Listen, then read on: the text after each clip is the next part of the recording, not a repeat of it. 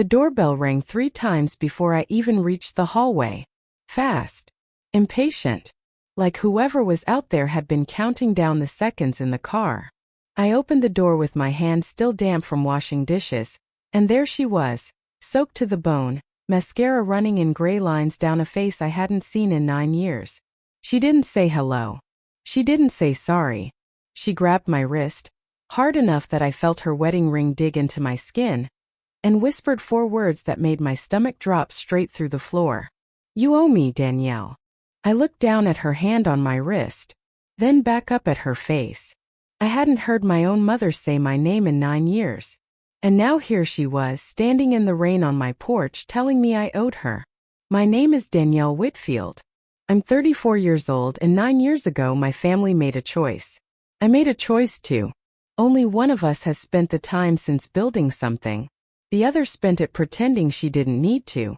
I run a logistics consulting firm out of Charlotte, North Carolina, Whitfield and Reed Solutions, named after me and my husband Marcus. Last year we cleared $2.3 million in revenue. Not because anyone handed it to me.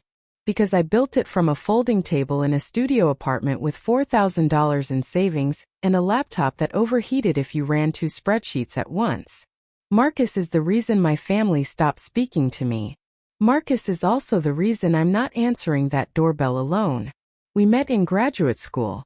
He was finishing his MBA, I was finishing mine. He was kind in a way that didn't need an audience, and steady in a way I'd never seen a man be steady. When I brought him home to meet my parents in Asheville for the first time, my mother, Carol, looked at him for exactly 4 seconds before she turned to me in the kitchen and said, low enough that she thought he couldn't hear it through the wall, "Danielle, we didn't raise you to embarrass this family." 6 months later I married him anyway. My mother didn't come to the wedding. My father didn't either. My sister Renee sent a card with no signature. And then silence. 9 years of it. No calls on my birthday. No acknowledgement when Marcus and I had our daughter, Ivy, who's 7 now and has never met her grandmother. Until tonight. Until the doorbell rang 3 times and a woman I used to call Mom showed up soaked and desperate, demanding I owed her something. I was about to find out exactly what. I let her in. Not because I forgave anything, because Marcus, standing behind me with Ivy's hand in his, gave me a look that said, "Hear her out, then we'll decide." That's who he is. Even after 9 years of being erased by these people, he wanted to give my mother the dignity she never gave him. She sat at my kitchen table, dripping onto the chair Marcus had refinished himself, and she pulled a folder out of her purse. Not tears first. Not an apology first. A folder. Inside was a property deed. My father's name on it. And a name I recognized from Facebook, Trent Calloway, my sister Renee's husband, a man who sold investment opportunities, out of a strip mall office with a leather couch he clearly couldn't afford. "Your father's sick," my mother said, not looking at me, looking at the folder like it was a script she'd memorized in the car. "Stage 4. We need to move fast on the house before the medical bills eat it. Trent has a buyer already lined up, an all-cash deal, but the escrow company needs a co-signer since your father's line of credit is maxed, and Renee's name is already on 2 other properties, so you need mine," I said. She finally looked up. "You're the one with the business, Danielle. You're the one with the money. This is your father. Are you really going to sit there and let pride cost him his house?" I looked at that folder.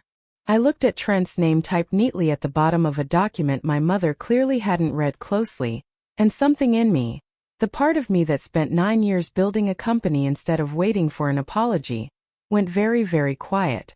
I didn't say no. I didn't say yes. I said, "Let me look into it."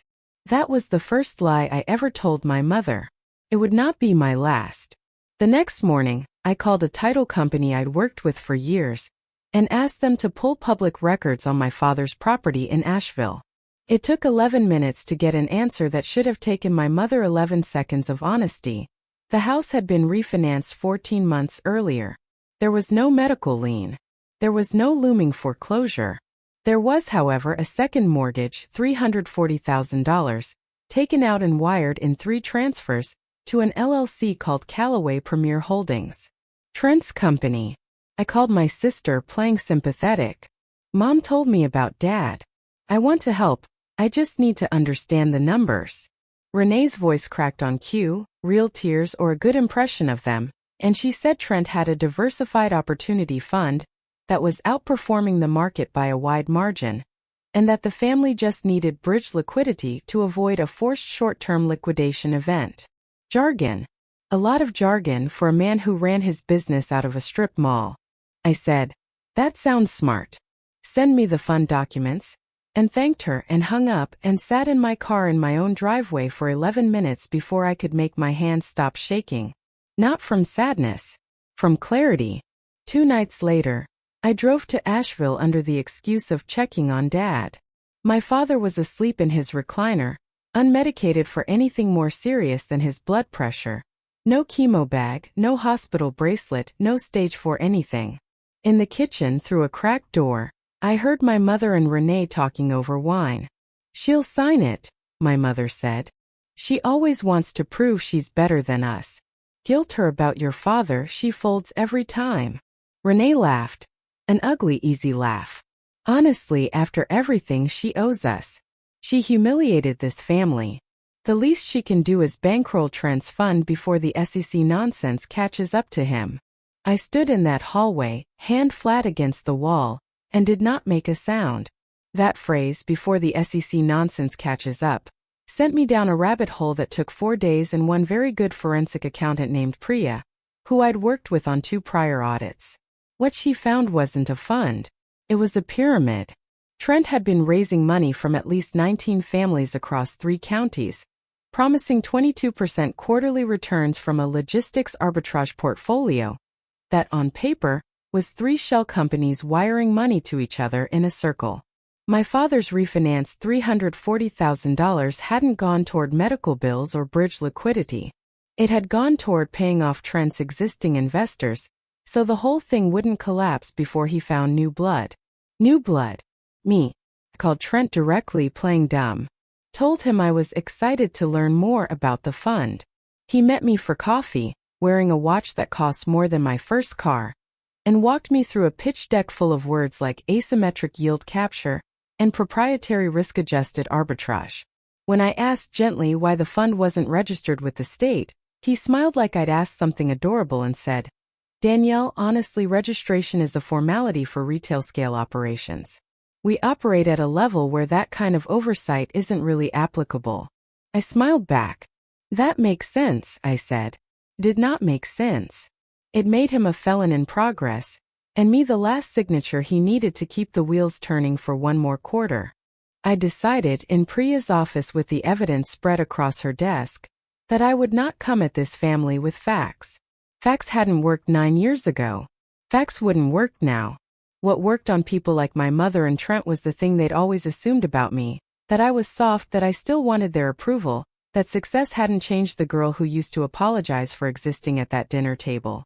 So I gave them that girl back. I called my mother and let my voice wobble.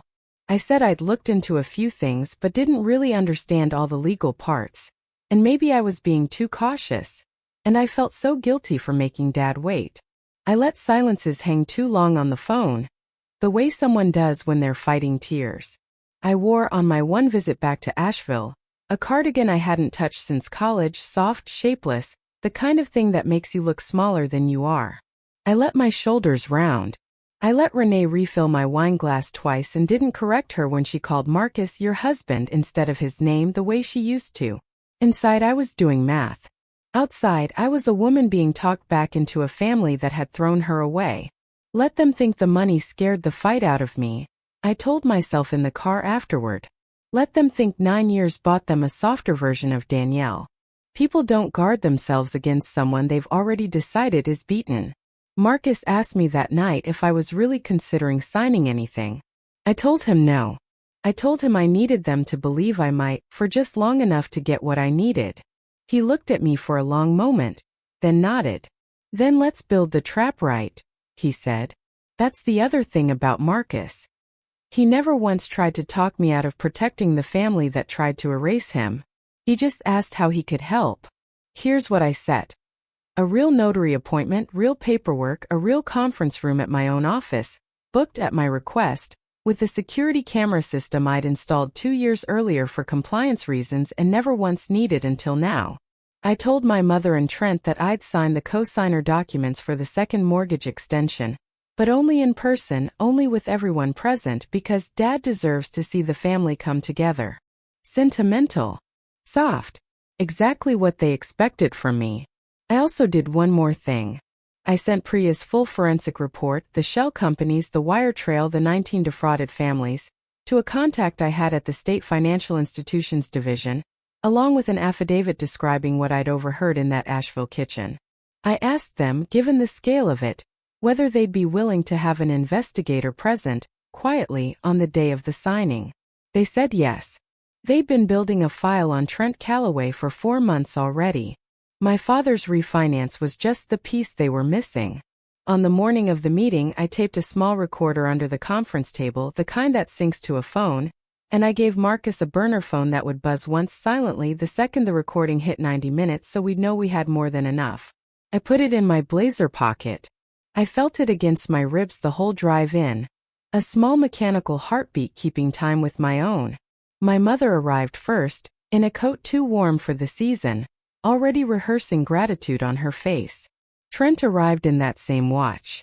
Renee arrived last, holding my father's arm like a prop. I sat at the head of the table. The folder was in front of me.